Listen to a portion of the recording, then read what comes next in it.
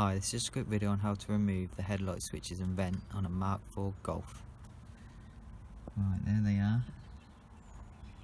I've already removed it just to make it a bit easier to video. So with it all still intact, you need to push the headlight switch in and go to central. Go to your normal lights. And that's how that slides out. Obviously there's a plug on the end of there. It doesn't need to be unplugged. There it is. Just squeezing the sides there to release the plug. Nice and easy. Now you've got a T20 screw in there. And you've got one hidden just behind the vent. Just a little flathead screwdriver there just to prise that out.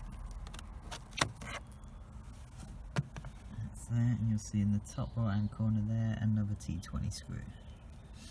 Now all I did to release this was to flathead screwdriver carefully to prise it out, and it should come out. And there you are. Obviously you've got another little plug there. It controls the beam. That's the same again. You squeeze the two tabs. Same again with most plugs that you'll undo, especially on this car. That's a bit awkward to do with one hand.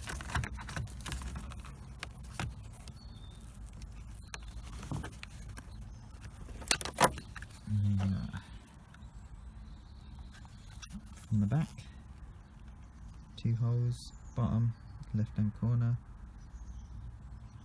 and top left hand corner, and that's it. Hope it's helped in some way. Please subscribe to my channel.